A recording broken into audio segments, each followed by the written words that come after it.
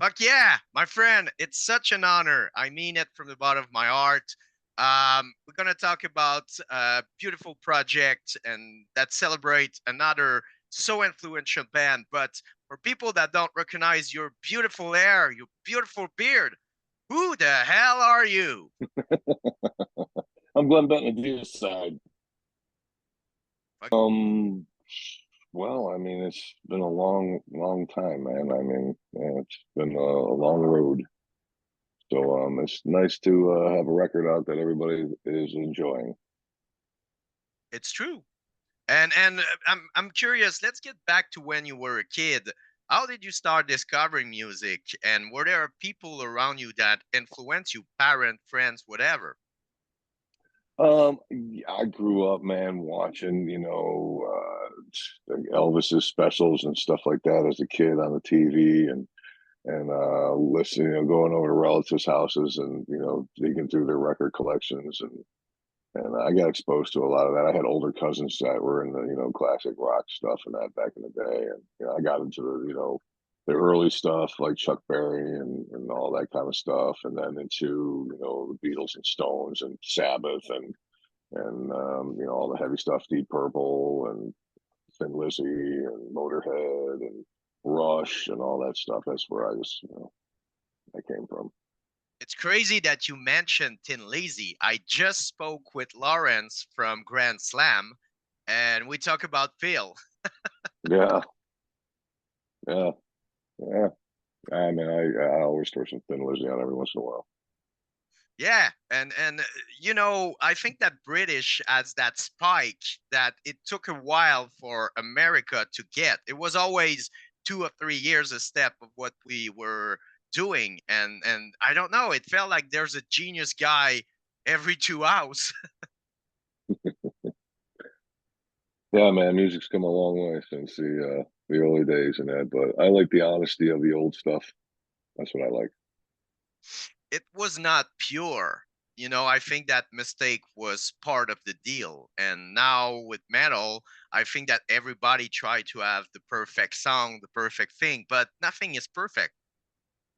I just think that the old ways are sometimes the old ways on some not everything and not all things, but sometimes the old ways are still the good ways. And It's true.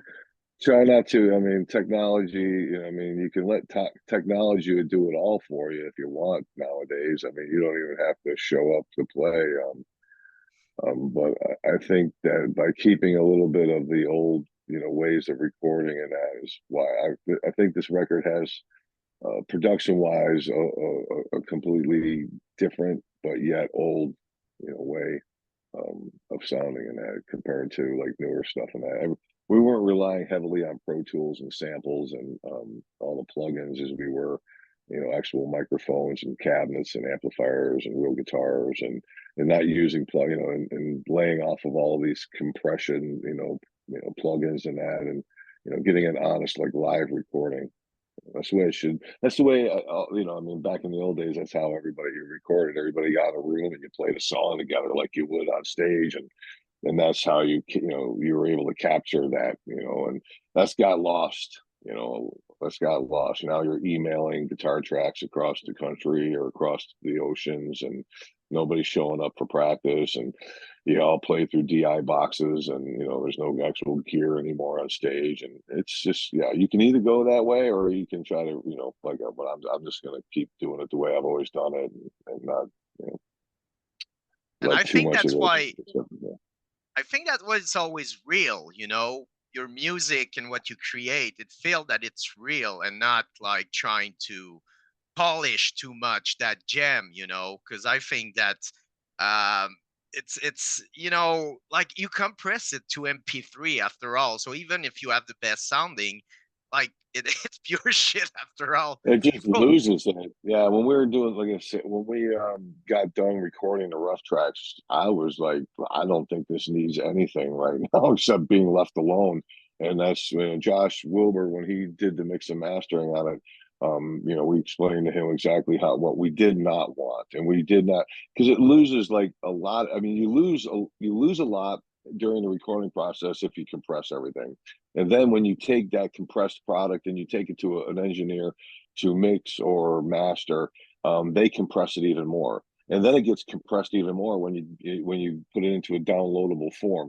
So by the time it gets to the listener, it's so thinned out and so just buried in compression that it loses all of that in its intensity, its honesty, its integrity. It loses all of that, and that's why we stress to him, if you can't make it better than what it sounds like now, then just leave it alone, and we'll just run it flat and no compression. So that's why we were able to keep it to make it sound, because I've learned my lessons now, man. It's like, first thing first, day one of recording, turn the compression off or not compression. So that's you learn over, I mean, it's taken me 13 records to learn this, but this one we were a little bit more having Jeremy Kling in our sound, being our sound guy, a good friend of mine, that having him in control of the whole tracking process, and that we were able to take our time and spend the time, and I was able to experiment with the vocals, and we really did it like, the old school way, back, in the early '90s, late '80s, and that. And I think it shows, man. I wanted that. It's we were really, when we were recording it, we couldn't believe what we had on how it was coming out. We were really, everybody was, I think, just really just excited about the project. It's a real masterpiece. And is it more hard with time to create new stuff because you have the experience, but still you want to challenge yourself into doing something, to a next level? I mean, you know what? I think this one was probably one. If I had to say, it's probably one of the easiest records for me to write. For my part, writing songs and that. I get on my couch guitar or bass, and I sit there and just, sit there and I create like chord patterns and that, and then I just bring it to practice and we put it together. And I usually have it all. Like I just record it on my cell phone. I sit there on the couch and just videotape myself playing the part so I don't forget it. And I put those parts together at practice. And for me, it's really, I mean, it's a simple process for me, for what we know. And I think it's the same for everybody. We just everybody sits at home or whatever, and goofs on their guitar and comes up with song parts and that, and everybody did amazing. Kevin is an amazing writer. Taylor's an amazing. You have four really good people that know how to write in a band, so it's not limited to just one person or two people writing everything anymore. So it really gives the whole. It gives the album like a completely different feel when you have four different people writing the songs. Yeah, I think it's the force of the band. Like you said, it's a tough thing. It's not easy to write. You have to challenge yourself, and you need discipline. And but I think that having four guy, it's like four different angle, so it creates something that it's so working. And I think that it's even like if in the studio the magic happen, we see that live too because everybody is into the songs. Well, we can each, because we're all accomplished, musicians and writers and that, we can all, critique each other without it becoming, something personal, So we're able to, this is, everybody's really professional in that aspect, and it works well for us. It really does. Do you remember the first gig you did? Oh yeah, How it went? yeah, yeah, yeah. It's like, It's a yeah, all. a lot of people scratching their heads, yeah, wondering what the hell just happened. Yeah. But as a first gig, all you want to do is do the set and fucking leave, and then you're high and you're just like, okay, let's do that again. I screw it up, but Yeah, yeah, that was a long time ago, but yeah, I mean, the first paying gig. I mean, I've done things. We did things, and like that talent show shit back in the day, um, that floats around on the internet. We did things like that, in the beginning of that. But yeah, I think the first gig was at the Sunset Club, I believe, if my memory serves me right, in Tampa. and the scene has changed so much. How was it back in the days? Because you guys really change everything. You really put extreme metal to. I think that Cannibal Corpse too help it out, but it really bring extreme music, kind of the normal people, but back in the days, it was such a small scene, a small family. How was the scene around you? Well, we're out here in Florida. We had what started all with like a Nasty Savage and Avatar, which later became Sabotage. And those two bands really, you know what, I think I was a kid going to their shows, like 17, 16. I mean, I remember sneaking into a Sabotage show with a fake ID down in Clearwater when I was 18 because I was going to get in that show no matter what. But Yeah, man, those two bands kind of like lit a fire for a lot of us down here. I mean, probably, I'm not speaking for other people in that, but I'm sure the guys in Obituary and other bands like that can attest to the fact that those guys were the ones that were really the first ones on the map down here, you know. And then Chuck and that whole thing and Morbid and us and everybody. It's like, it's like we all kind of like just spilled out onto the floor at the same time, without knowledge or prior knowledge of each other. It was just kind of like, boom, we're all here all at once. And everybody was kind of like there was a little bit of, I think, probably everybody, trying to take it all in. And all where's all these bands popping up coming from and that, and you had all these, independent labels down there scooping everybody up. And it's never a band. Like people have that mentality that the band blow and everybody follow, but it's always the scene, the old scene that put those band into something. Like people have, Nirvana, but it was the Seattle scene. It was not just a band, and it's always Well, happening like that. it's the same as the New York punk scene. You had CBGBs. I mean, look at all the bands that came out of that place. The Talking Heads, Ramones, Blondie, and I mean, you had so many bands that came out of that place, man. It's a scene. I agree with that. Down here it was the scene. We had like two or three places where you could go see metal at, and when you went there, you were like lucky to get in. It was that happening. Wow. And how much punk influence your music? Were you fans of punk rock? Oh yeah, I grew up on the Ramones and the Sex Pistols and all that stuff, man. I mean, I remember the day, I believe there was a day where a radio station disc jockey took over the station and he played like for like 2 days straight Psycho Killer by the Talking Heads. And they took over the radio. I remember that as a kid, like I guess they had to kick the door in and take that guy out kicking and screaming or something like that. But I remember like while listening to the radio going, why man, why do they keep playing this song over and over and over and over and over again? And but I still love that song to this day, you know what I mean? So yeah, I was influenced by a lot of that earlier stuff for sure. Yeah, because I think that, the connection, if we can make between punks and metal, it's the energy that you inject and the fact that you don't have to be, because now, like people think, because the standard of metal are so high, but you just have Right. to go and just do it and, I would go don't to think. those mom and pop record shops where you could just get your hands on anything. I mean, I remember like buying my first Poison ID album EP or whatever it was, and just like going, wow, dude, this Pigs Champion is this guy's name. I'm like, this is awesome. And stuff like that you couldn't get your hands on in a regular retail like music store back in the day, Tower Records or any of that kind of shit. It was, you had to go to these mom and pop places where that obsolete stuff would be. And yeah, a lot of times you bought music just because of what the cover was.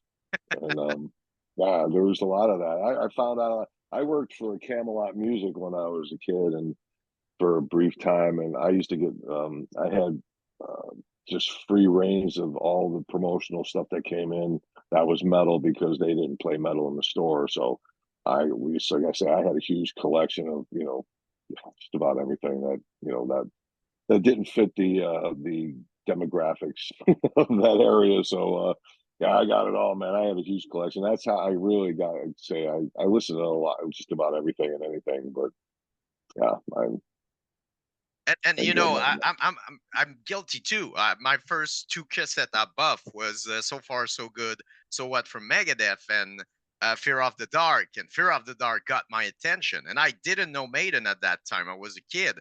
But yeah, I think that the artwork and the image you throw is so important. Like I'm sure, like you saw it with Deicide, all the T-shirt and everything, because people are like, oh, I love that artwork, and I think it's fucking important.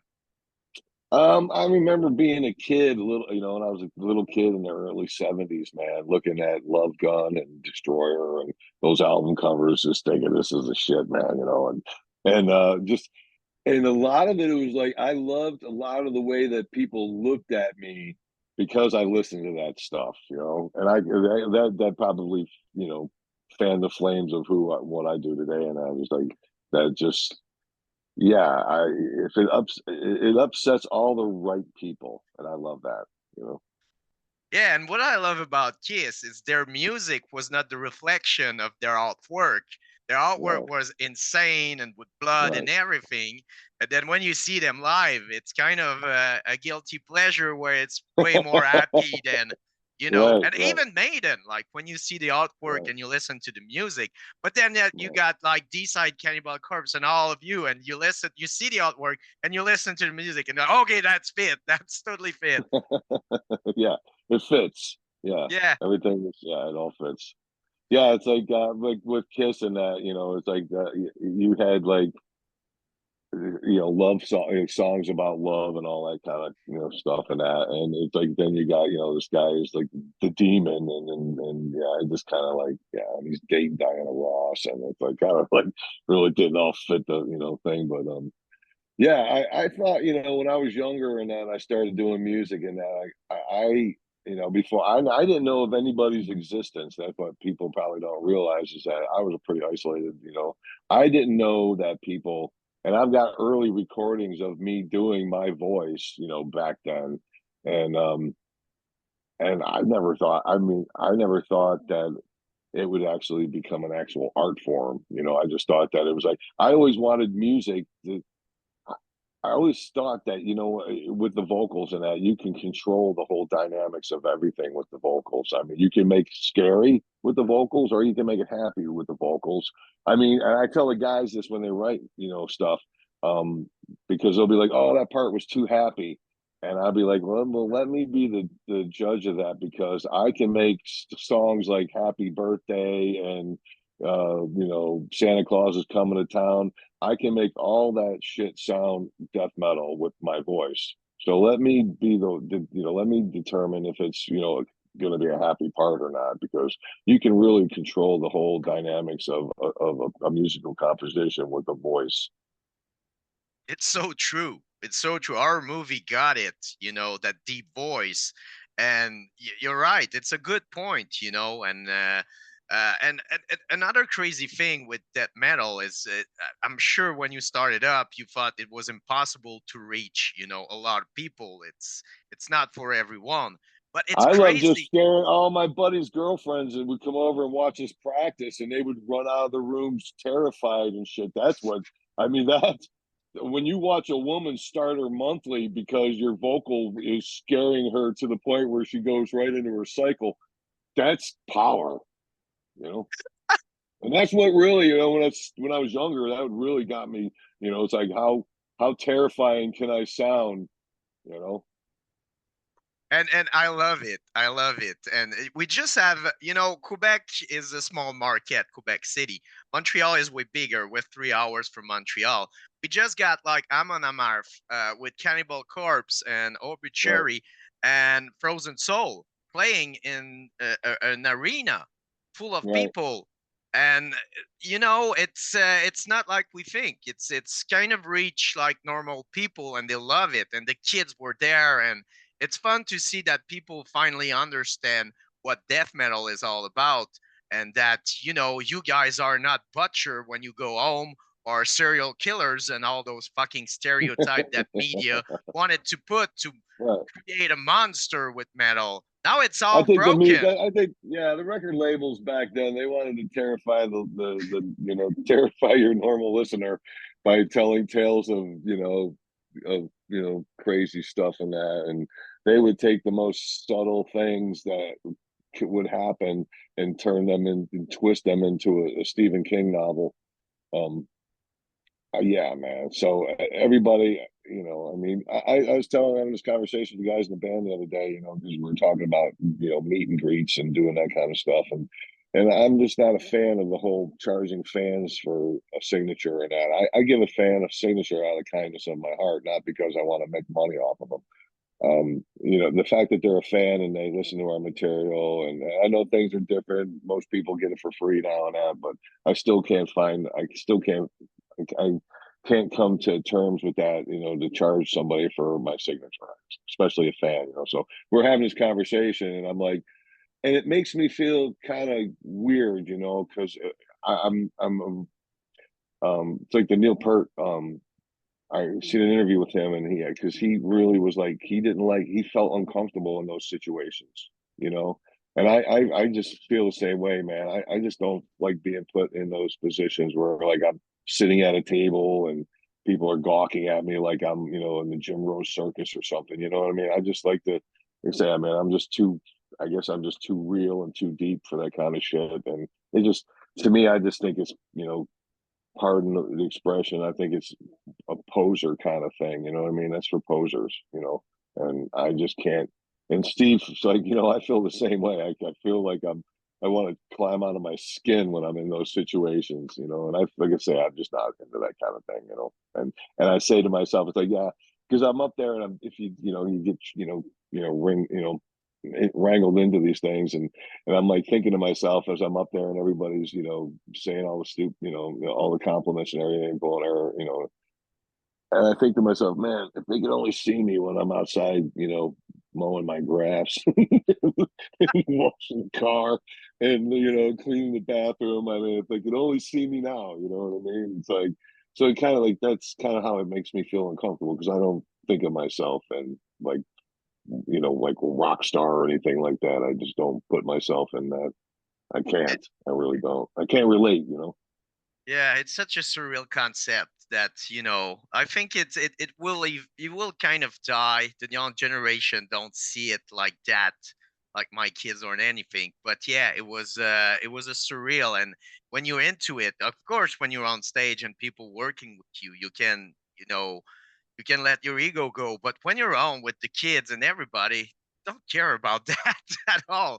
Like my kids don't fucking care that I host a radio show and people love it. Like I need that and I need that. You get humble. But the Neil Peart, I saw the interview, and as a fellow Canadian, Rush is one of my favorite band, of course. And All yeah, right. yeah, it's funny how he said that it's not I don't hate people. It's just I'm not comfortable doing it. And the two other All right. guys, like Giddily was all about that, but Right. yeah, it's but in I get it, For man. some It's people, like I say, man, for some people, it's just not them, and it's like I don't feel comfortable doing it. I mean, I don't mind if you come out to me, like if I'm leaving the back door and we're getting in vehicles and people come up to me, I welcome that. I don't feel like I'm being put on a pedestal. I don't like to feel like that. I mean, it's just an uncomfortable surreal feeling for me. I just don't want to. Like I said, I'd be better off. They say, just catch me at the airport, catch me going out the back door, catch me at sound check, catch me. You know what I mean? There's the way I look at it is like there's like I'm out touring and that there's like in a day's time, man. I work for an hour, so in that time frame, you have like 10,000 opportunities to get me to sign something, give you a guitar pick, do a selfie with you, and that. So it's like um, if you know it means more to somebody like that than it does to go pay $80 to stand there and I mean it's like I just don't feel comfortable doing that. I never will. I never have. I've gotten into some um, moments of ruffled feathers because of it. But like I say, man, to me that's for posers. That's for your. I don't even want to say the name. I was gonna say that's yeah. for other bands. That's not for. That's I have not for. one in I head, gotta and be I'm pretty careful. sure I it's gotta the be same. careful. I gotta be careful. I don't want you gotta be careful. Everything goes right on blabbermouth. You I'm can't sure even joke. everybody You knows. can't joke anymore. You can't joke anymore. The world is a different place now.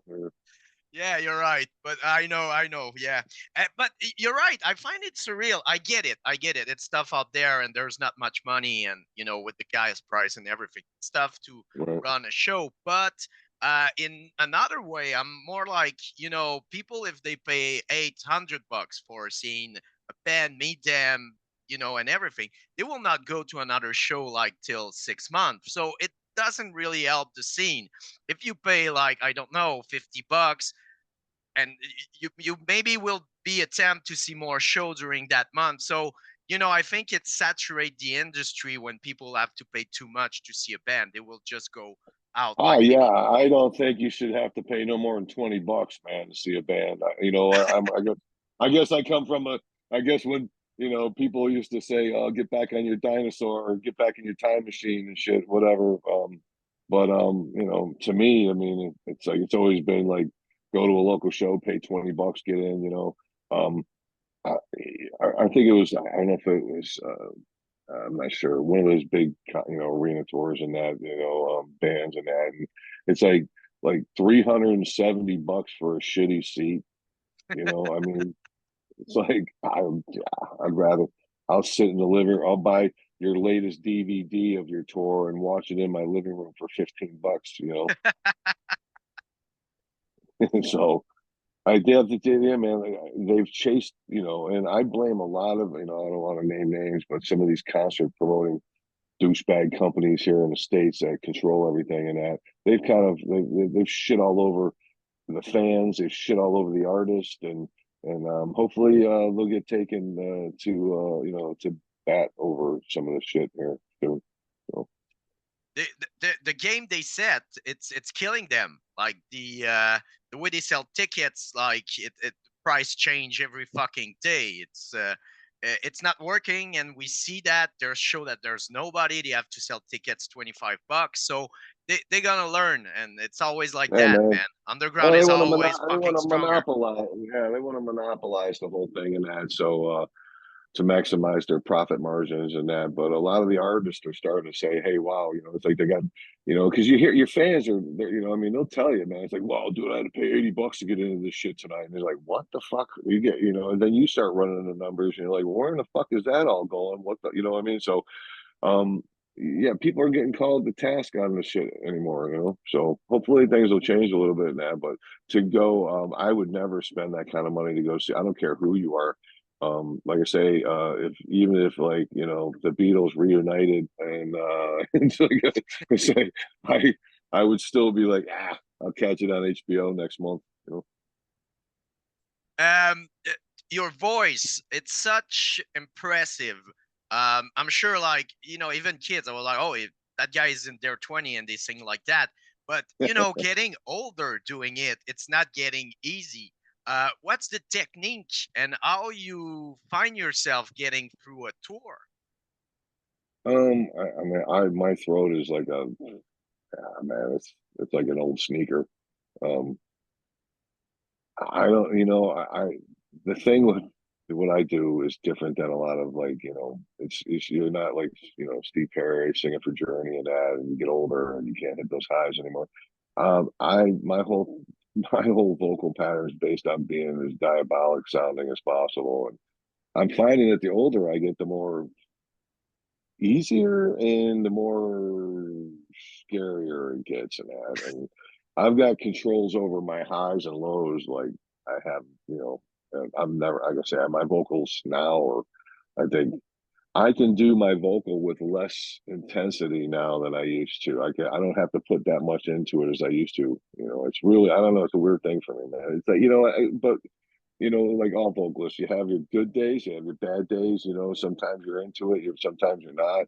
The room has a lot to do with it. Like when you play like outside, I can't. If the acoustics in the room suck, then it messes with my highs, and so it's all atmospheric a lot of times. To the room you're in.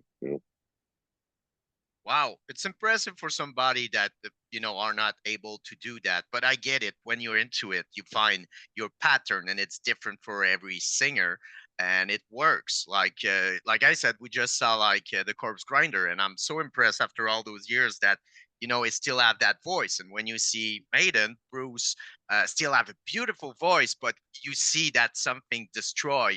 Those vocal cords are like just thinner.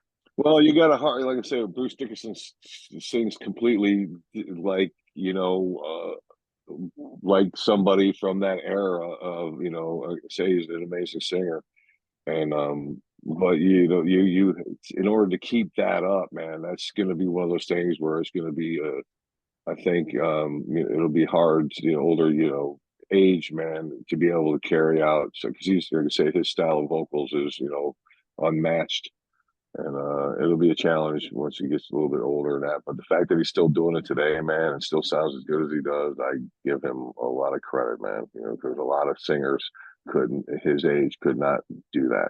So he's had a lot of training and a lot of practice at what he does, just like myself.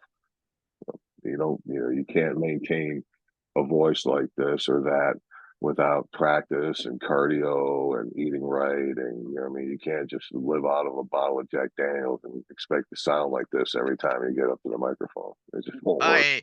It can work when you're 20, but 30, 40, Yeah, 50, yeah, no. No. yeah. I practiced drinking for a little while and found out that I just really, it's like the clarinet. I suck at it. So.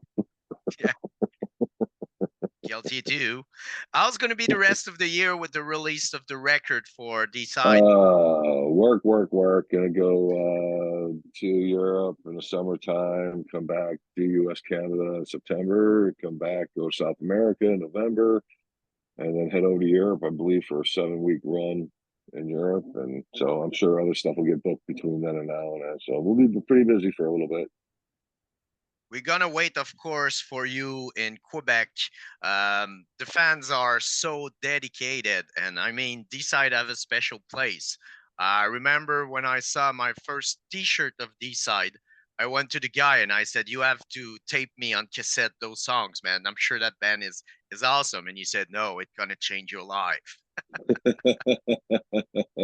That's great. And still to Yeah. those days, it did. He was right. Yeah, And we we got a lot of fond memories of playing up in Quebec and Rimouski and all that up there, man. We've had a lot. We always have a good time up there, man. The fans are great. Everybody's, I just, I love the area, and we always have a good time up there, man. Yeah, that's amazing that you went, because most bands do like Quebec and Montreal, Quebec City and Montreal, but Rimouski is such like, and you see beautiful thing. Quebec is really beautiful place, and it's so cool. Go to Saguenay next time. There's a scene there too. But yeah, we're gonna wait for you. People go listen to the new records, buy it, of course, but it's rough time. We get it if you don't have money. It's every fucking where on every music platform. Learn the songs and try to challenge yourself and try to sing them live. Yeah, I'm challenging myself right now. Getting ready to in about 30 minutes. I'm gonna start challenging myself here. We're getting ready to rehearse. Glenn, thank you so much for taking time before the rehearsal. It means the world, man. We're gonna do a huge special on Deicide and the new records. And thank you for your time, man. Thank you, bud. Appreciate you having me. Cheers. Bye bye, Glenn. Take care, man. See you soon. Yes.